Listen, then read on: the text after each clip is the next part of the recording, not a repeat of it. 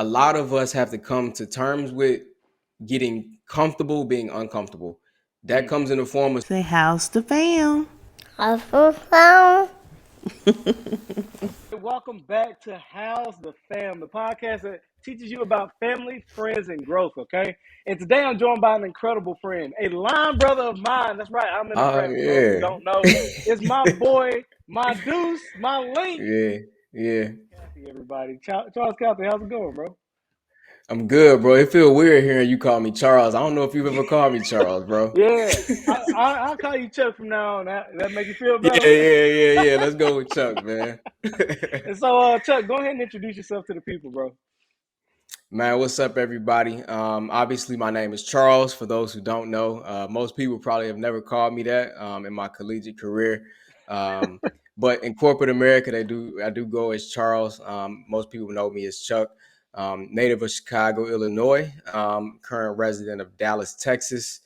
Man, I've been here since 2017, so coming up on 6 years now, man. And do a couple different things. Entrepreneur by night and corporate America salesman by day, man. So juggling a Mm-hmm. lot of different responsibilities. So That's what's up, bro. That's what's up. Thank you for being on yeah, the show, bro. for sure, for sure. We always like to start each podcast out with a segment called "Just Checking In." All right, just checking in is exactly what it sounds like. It's where you just check in with the family, making sure everything's cool. I'm gonna go first, and then we'll see what you got, bro. And so my Cool. just checking in story today is Keisha had me doing manual labor for no reason. Manual labor for no reason, man. So we used to have a house, right? Or we still have a house. We used to have a one story. And like I Yeah, used to get on the roof and I used to do the light thing. But now we pay somebody to do that. Cause like I'm not getting on that double decker roof, you feel me?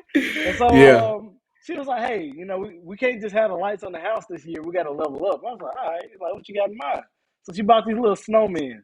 And I was just like, yeah, it's yeah. super simple. You put it on the stick, it falls down, this, that, and the other. Bro, it took me a smooth hour to set these sticks How up. many snowmen was it? It's just three of them. It's three snowmen. It's a family, and I didn't realize they wasn't all the same height, and they each Yeah. one has its own stick. So I'm trying to make sure it works, and it just wouldn't. And I ain't gonna lie, man. I was about to toss that thing, man, like real sitcom style. But Keisha, like, she stepped in, she showed me the instructions. Read the instructions, Hey, everybody, and we ended up finishing it out. But now I got a like gang of glitter in my hair and like all other types of places. So if you see you are glitter, you are a little sparkly, bro. man, don't you ever in your life call me sparkly? Y'all edit that part out. My brother Nah, got nah, a you lot of good. sparkles on him And, today. and, uh, and that's my just checking in story for the fam. Chuck, what you got for the people, bro? Man, just checking in. It's a good Friday. We try to limit the complaints going into the weekend. So what I got, man? Well, I mean, we my wife and I, man, we're getting another dog today, or What? tomorrow rather. Yeah, yeah, yeah, yeah, yeah, man. So a lot of people who follow me, y'all may know I have a it's called a Cane Corso. It's an Italian dog, Italian Mastiff breed. They're pretty big, pretty big. He's about 120 pounds. He just turned 2 in September. And, it's crazy because we both were like, yo, we will never get another one of these. Not at the same time, just because, Yeah, they're a lot of work, man. And dogs, bro, you got to be, well, you should be responsible. It's like a child. yeah, And what's crazy is, talking to our breeder and other people, they do so well with the companion. And for people who've owned or been around the breed, they're just super, super clingy. Like they bond extremely well with families or the primary caretaker.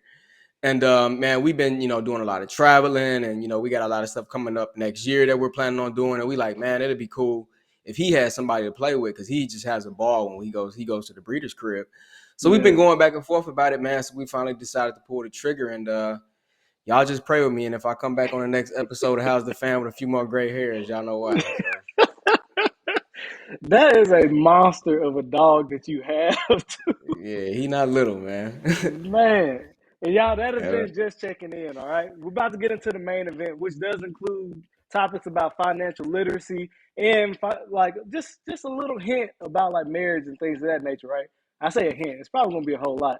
But before we do, we have one sponsor, and that sponsor is Pray, Plan, Execute. Okay, Pray, Plan, Execute is an athleisure, faith-based brand, and they operate on the model that you should wear your faith. Okay, this is a brand for those who are trying to accomplish things, for those who want to understand their purpose, for those seeking fulfillment, and who understand a gentle reminder that we should pray, plan, and execute is just fine. All right, they have shirts like this, but ever since I've been doing this collab, he is almost out. So you guys have to hurry, okay?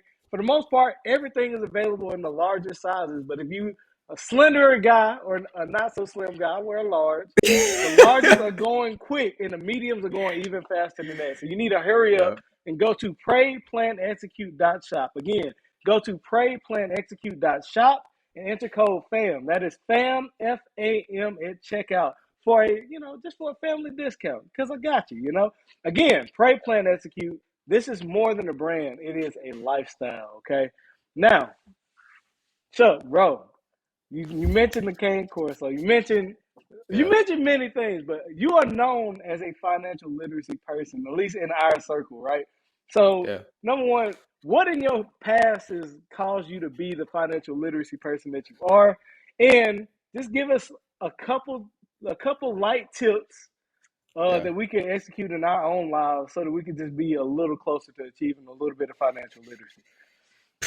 Man, it's crazy, honestly, man. Tyler, when I think about my kind of financial path, I haven't always been this way. Let me start off by saying that. I think a lot of people think that is an inherent trait or something that you're born with, or just something that, is part of this personality trait. Like that is a complete false narrative that I want to kind of debunk in the beginning.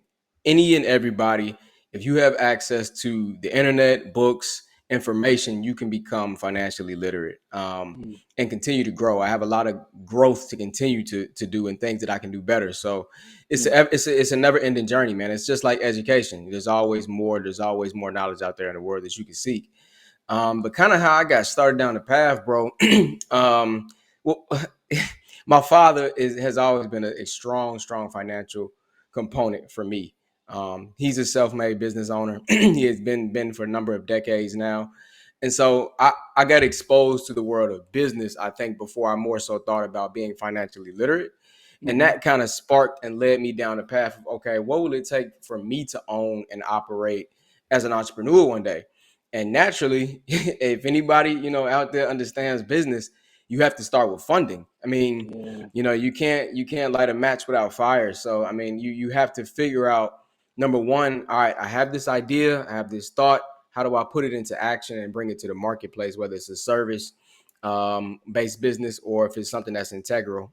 So that kind of has led me down a few years ago, and honestly hasn't been that long. I would say probably 2015, 2016ish. I was a couple years out Okay. of college, and I started to really get into corporate America.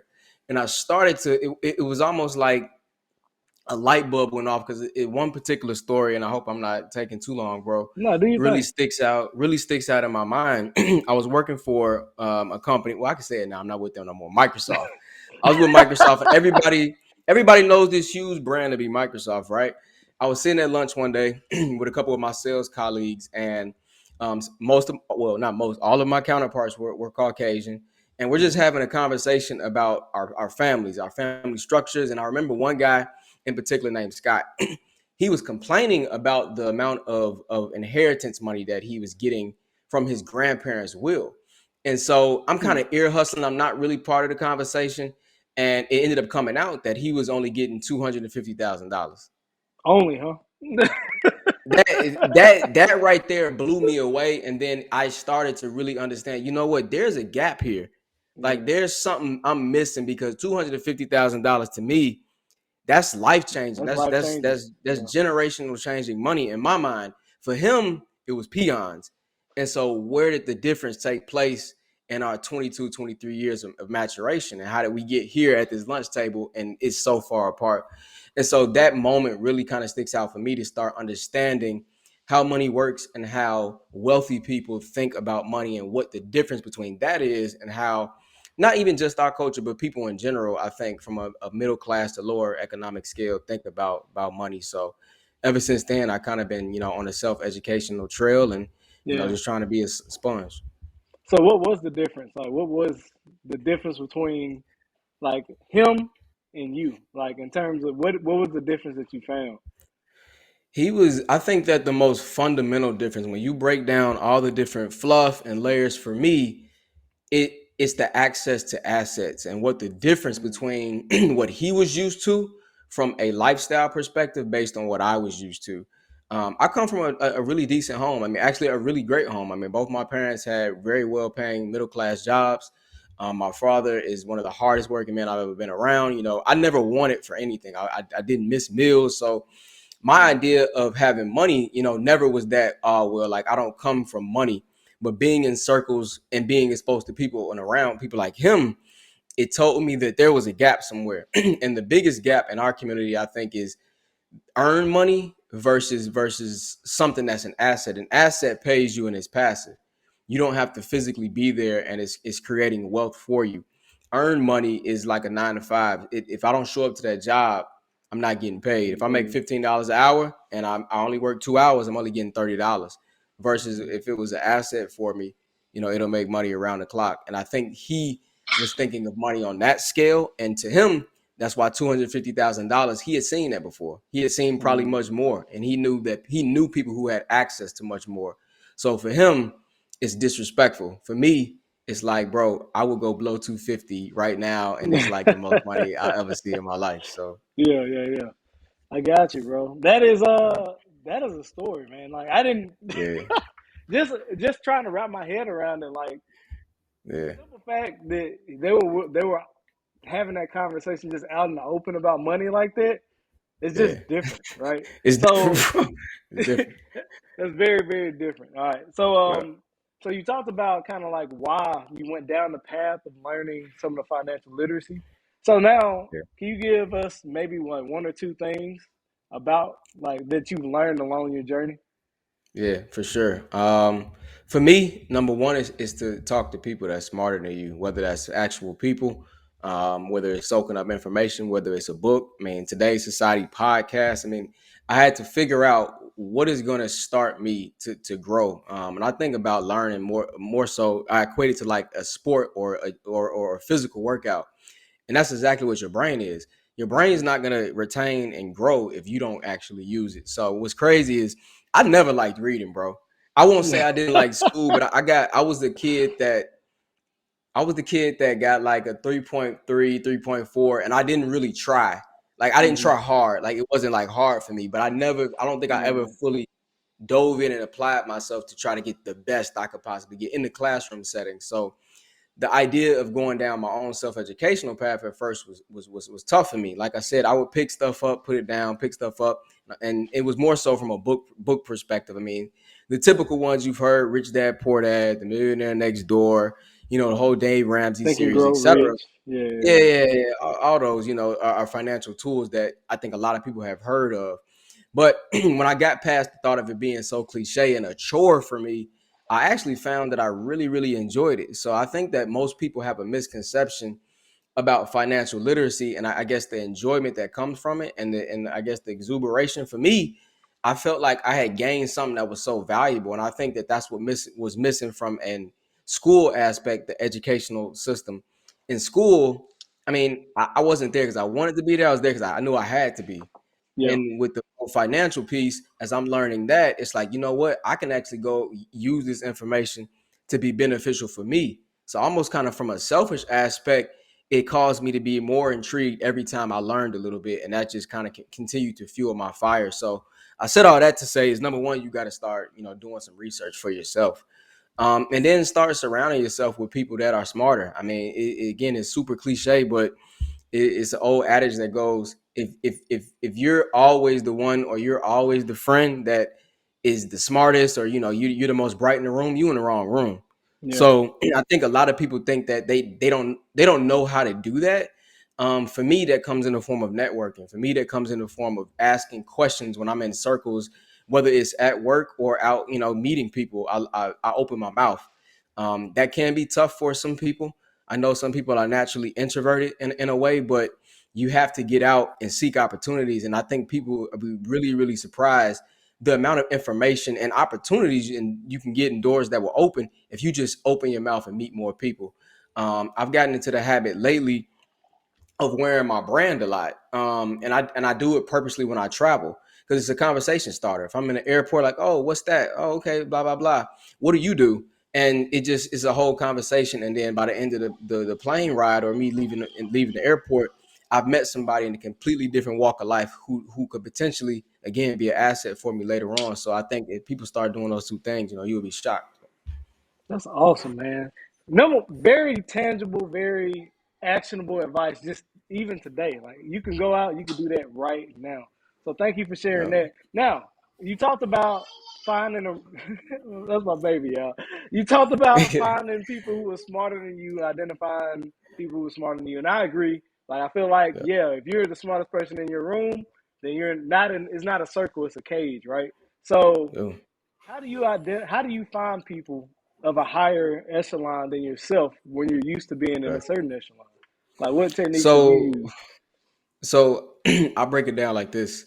First, a lot of us have to come to terms with getting comfortable being uncomfortable. That Mm, comes in the form of speaking to people who don't look like you. That comes in the form of going out on a limb and sending that message, to that man or woman in corporate America and asking to shadow them.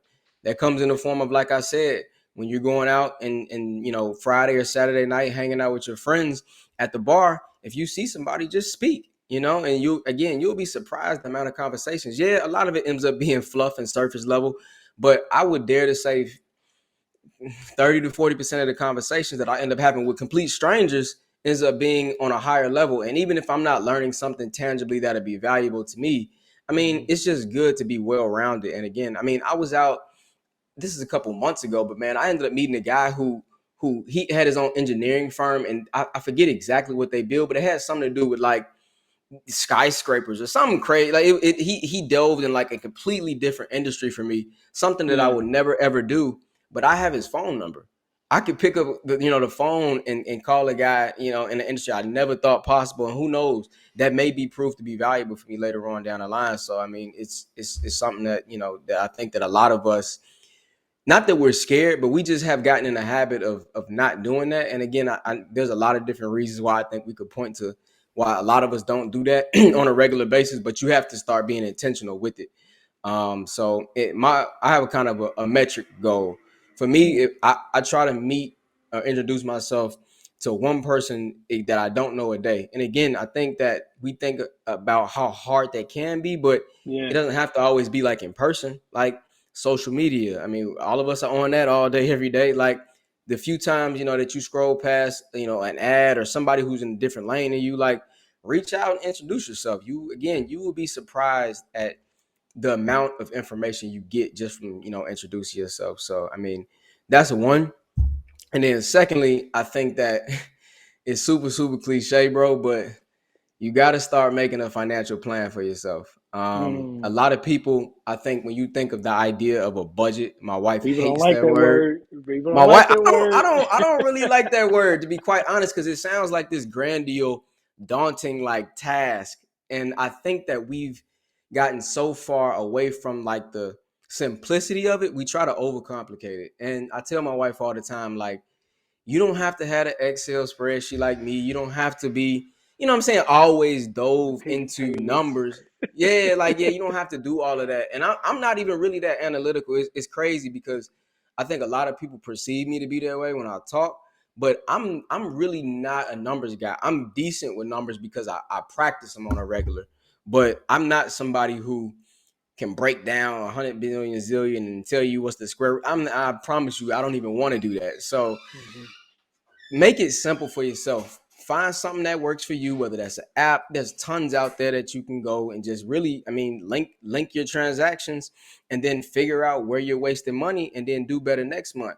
And I tell my wife all the time, I think again, when you say the word budget or get on have a plan for yourself, have a plan for your money. But again, it does not take you 6 hours a day doing it. Like I literally look at my budget twice a month and on a regular cadence. I looked at it a lot more frequent when I first started, but I've gotten into a rhythm and now it's kind of easy. So That's what's up, man. That's what's up.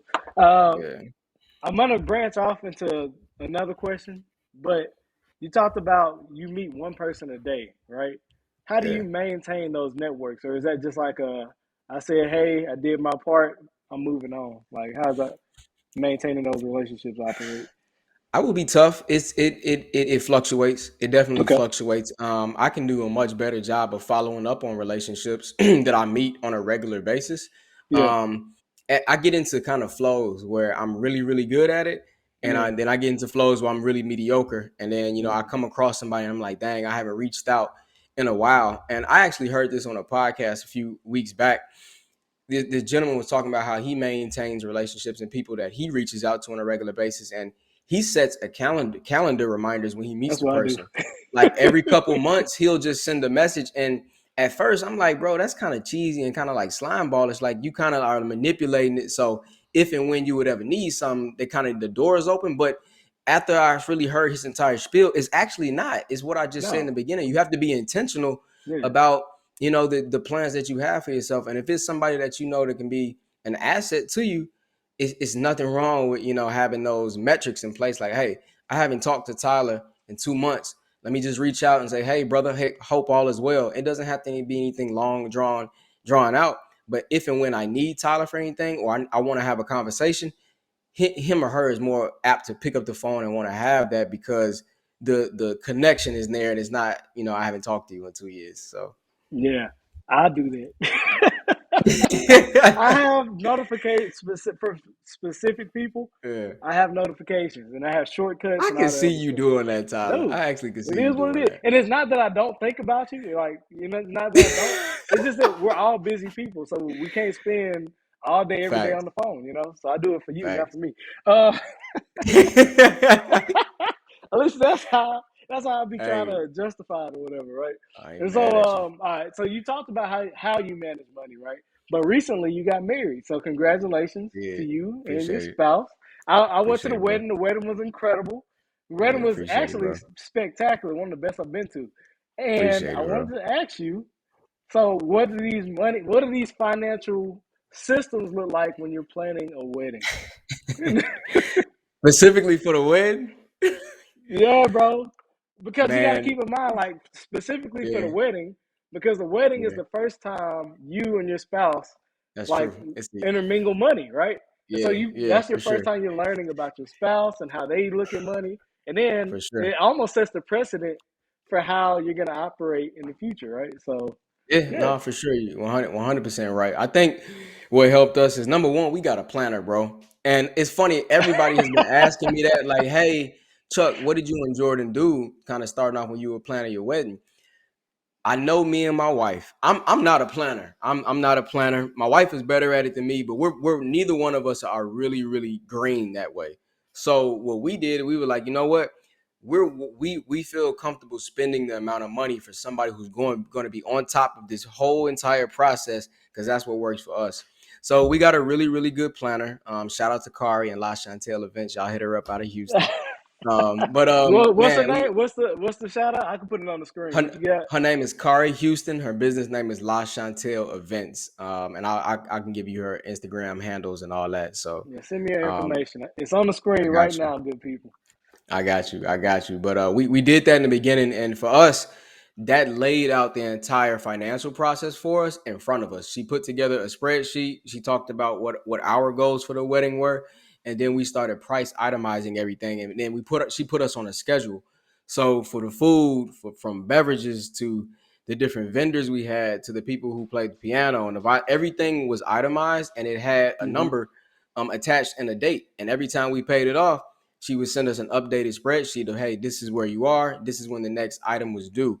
It changed and it fluctuated a little bit as things naturally happen. Right, nothing was absolutely perfect, but Hmm. that's what worked. That's what worked for us. In the beginning, it's funny because you said that's like the first time you really sit down and kind of see how your partner maneuvers with money. Yeah. Um, my wife and I are very different. You looking at it now? We're very no. She did just walk in the door. Hey boo, shout out to Jordan. But we're very different. She is not somebody that's bad with money. That's my first point out. I want to make that crystal clear. She's not a frivolous spender. She doesn't come home with Louis bags and just a bunch of stuff every time she gets paid. But she doesn't track money the way I track money. So for me, she felt comfortable just giving me her portion of whatever we were paying for. She just was like, hey, this is what we're paying. Hey, this is how much I have. Put it with yours, and then you give it to Kari or the vendor or whomever we're paying. And that's just what worked for us. So I would say when planning for weddings, bro, plan the big stuff first, figure out a ballpark range of how much you want to allocate towards that, and then work backwards, reverse engineer it. Because the bigger things, if you give yourself the time in the beginning to start paying on those, like one of my good friends is starting that process now, and Mm-hmm. he's just been reaching out, and I've been telling him like, hey, focus on the big stuff first. All the little small intricate details and stuff that's gonna pop up later, like figure that out on the way. But the venue, all the big things, get Venue, that out the food. way, and just get snowball it, and eventually it'll come off sooner than you think. And so, number one, my wedding planner was better. All right. Because getting a wedding planner, I ain't gonna lie to you, I don't know how people plan their own weddings. Like it's Nah, a daunting hey, task. shout out to them. So yeah, you do need to get a wedding planner. I 100% agree, and I do agree that yeah, you need to get the big stuff first. But I think you need to start with a budget. That way you can Sure. identify like what that big stuff is and stuff like that. So great job on that. So the wedding happens. You guys are paying for it. You get to that day. The wedding happens. Now you're in the newlywed phase, and nothing ruins the newlywed phase like a first joint bill. Okay, so what does that Ooh-wee. conversation look like when the first joint bill hits and you guys are like, all right, so like, what's up? Like, what's really good? You know? Man, again, me and my wife are really different, and it's funny because Tyler, you and I had this conversation a couple Yeah, we months did. back about like how Yeah. I kind of structure myself. I have a bunch of different accounts, and I kind of set up a financial plan for her and I. And then we just sat down and we went over the plan. So I would say, first of all, in any partnership, somebody has to take the initiative. And what I'm learning, and I will admit that I had to swallow my pride on, is at first I was just trying to pull her, like, hey, you gotta do this, you Mm-hmm. gotta do this, you gotta do this. And it was funny, again, in conversations with you and other people, they be like, hey, yo, Chuck, your wife not gonna do it to the level that you want her to do it, right? Coming Not coming gonna to happen, terms, man. nah, coming to terms with that is okay because she's not me, and I don't want her to be me. I don't even know if I want to date somebody that's just like me. That probably wouldn't even work. Nah. But I just had to get her functional and literate enough to understand why, so she can move that plan and continue to further it if something were to happen or I wasn't able to do it. Mm-hmm. And for us, I mean, we have a joint account that we have, and it's strictly bills. Okay. Nothing else goes in there except reoccurring bills and things we know that's coming out every month. A house payment, car notes, groceries, just typical things that each month that you're going to be spending money on. So I have a debit card. She has a debit card to that account, and typically she pretty much swipes and does everything she needs for that. She Mm-hmm. does the grocery shopping. I'm under her account for our phone bill, so all of that stuff is on automatic payments. And when we get paid, we just have figured out a number to allocate to that account, whether it's $100. Like, all right, that's the phone bill. All right, and Mm-hmm. per every 2 weeks when we get paid, that money just goes in there. I set up a joint savings account with a credit union, and I took that money and put put half of it into a high yield savings account. If some people are Okay. kind of interested in that, it's just kind of a faster way and percentage to save your money versus it sitting in the bank Yeah. and accruing what 0.1 interest a year. Bro, you'll give a But penny. yeah, That's some it's pennies. it's yeah. At that a sidebar. That is why one financial hack to couples: do not leave your money in the bank savings account, bro. Like that is. There are other financial vehicles that are much more lucrative for you to put your money in that you could still have access to if you ever needed it. So, the money it does in that savings account is kind of for like a rainy day, and Mm-hmm. then we also have one for our entertainment account. And what that is just we throw money in there every 2 weeks for vacations we want to take. Like we're going to Atlanta for the Celebration Bowl next weekend. All the money Boom, that we'll JSU spend on, baby, let's go. yeah, all the money that we'll spend, for the weekend, it comes out of that account. And for me, that's almost just like a peace of mind mechanism. So if I spend $200-300, I'm not like, dang, bro, like I just got paid and put this money in this account. I've been putting the money in this account for 6 months now. Like this is what it's for, and I'm okay Mm-hmm. spending it. So it's more of a mental and visual thing for me. Yeah. So that's kind of how we got our system set up. We both still have individual accounts that we put our own individual That's funds gonna be my in. And question. again, that was that's more for mental peace of mind to me, because if she goes and buys something that she really wants, and again, she's not a frivolous spender, but if it's something she really wants and she go buys it, I'm okay with it because it's her money in her account. I don't even Yeah. see it. So I don't know how much money she got in there. I probably need to figure that out. How much money she got in there, but No, but it's yeah, funny. I was man. gonna ask you about joint accounts. I was gonna ask you like, did y'all still have? Because it sounded like y'all did still have your own separate accounts and stuff like that, right? Yeah, So, honestly, thank you, Ben. So honestly, like Keisha and I, we operate on joint accounts only. So like we have yeah, visible access to everything. And you yeah. are right. Like when she has big purchases, usually she doesn't. Usually it's me. I ain't gonna even lie. I ain't gonna even put that on Keisha. Usually when I have a big purchase, she'll be like, Yeah, "Are you sure? Like you want to buy this?" I'm like, baby, it's already bought. Like I just ain't spent the money. yeah. you It's know. in there. And so, yeah, we have joint accounts for everything. So I always find it interesting when couples decide, like, hey, like the mindset of why would you want a separate account? And so you Yeah. just said you want the separate account so that you don't have to question nothing. Peace of mind, bro. For me, I know how I am. I think at this stage of my financial literacy process, I'm a miser a little bit too much Nice. her liking. So me nitpicking at her for going to Walmart and spending, $60 on something, like it's just like, dude, really? Like, and for me, it's like, oh, well, you could have did this, this, and this with the money. And it's like, wait, pause, step back. How do we do this a little bit more efficiently? So again, we still have a joint account that we put, savings and investment money into, and we kind of do that together as well. So we definitely have money that we both have access to, and we got money on the side. So I call it mad money. I'm like, hey, put that in your mad money account. Do what you want with it. And if I ask where it come from, and you like, it's my money, I'm like, hey, we good. Let's So do it. yeah, you good. So it's fun. This has been awesome. So that's how you guys are going to operate going forward. Are there any changes that you see in the near future in terms of this money Uh, system that you've created? we'll probably deviate. I'm actually 100% sure that it'll change and evolve over time. Hmm. I think that as both of us get a little bit more exposed into investing, that we'll Hmm. open up a brokerage account together. I set her one up with the same brokerage I have. So Okay. again, that money will come out of her own money though. So I mean, so I think when we get to different levels of, I guess if you want to call it economic classes, we'll start doing some different things on the investing side for sure. Okay. And you guys, I know this has been very enlightening. However, I'm going to cut it short because I am going to have Chuck and his new wife, on, and we're going to ask questions together. That's the reason I'm not asking the questions that I know that you guys want the answers to. Okay, we're Yeah, gonna have yeah. them back on in the future, probably in. Actually, I'm not gonna give away that date. We're gonna have them back on though. We're gonna ask those questions. All right, Chuck. Is there anything else in terms of financial literacy that you want to leave with the people before we get moved to words of encouragement? Man, I kind of said it earlier, but if you fail to plan, man, you plan to fail. So I think a Mm-hmm. lot of people think about these big grandiose goals, like what we got January 1st coming up in a couple weeks. As you start thinking about your goals, man, think about what it will take discipline wise for you to get there. And I think when you start to truly mature financially, you come to terms with, what do I need to do? Why do I want to do it? And how do I sacrifice to get there? And what am I willing to sacrifice, more importantly? So whether Yeah, it's, setting a budget like, hey, I only have $20 a week to eat out. The rest, I need to prep at home and save that money.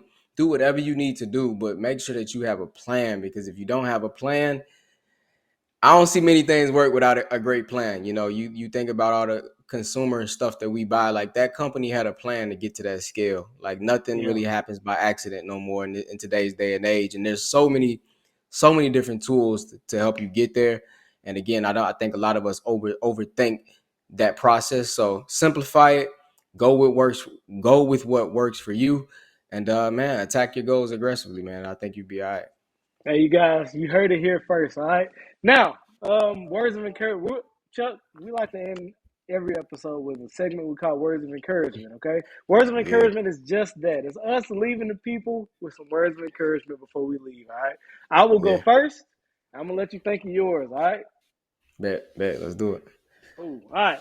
You guys, if you made it this far into the video, number one, thank you. You know, thank you. You had a lot of things you could have done with your time, and you spent it with us. So thank you. I have a few I have a few things I want you to do. Okay, if you're listening to the podcast version, please follow the podcast, whether it be Apple, Spotify, and Audible, wherever. Follow the podcast, right? Also, leave a review. Now, if you're on the YouTube version, please subscribe. Okay, we still kind of small, so go ahead and subscribe, leave a like, and then leave a comment with what the questions you want to ask Chuck and his wife when they come back. Okay. Woo. Um. Oh, hey man, put you on the spot, right? Now, you guys, I want you to, for those of you who found this very valuable or there was something said, I want you guys to share it with somebody who you know can find value out of what was said in today's For sure. episode. Okay. And also check out Pray Plan Execute. Again, you can go to PrayPlanExecute.shop and enter code FAM, FAM, for that family discount. All right. Now, my words of encouragement are you guys are making things way, way too complicated. All right. We need to Yeah. simplify. All right.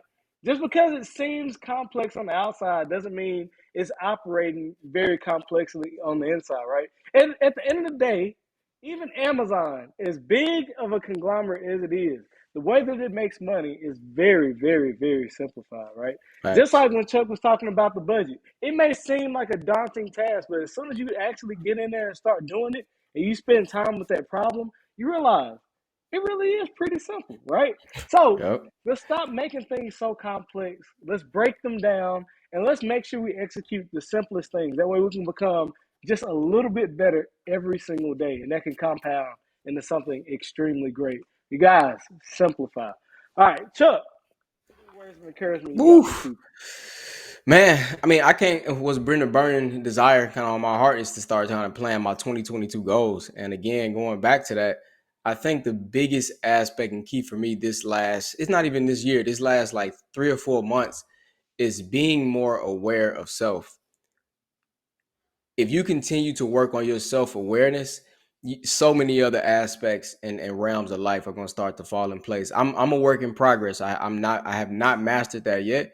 But if you work on self-awareness and are able to identify and look in the mirror at your own weaknesses, that is what's going to be able to fuel you to be able to go and accurately put down and create a plan of actionable steps. So don't think about it as like, oh, well, I'm too messed up or I'm too in debt or I'm this and that. Man, I promise you, there have been people in worse situations to achieve way farther than me. And I plan, to do those same self checks coming up at the end of the year. So y'all do that. Yo, you guys heard it here first, all right? Fam's all good. Y'all be blessed. Love, bro.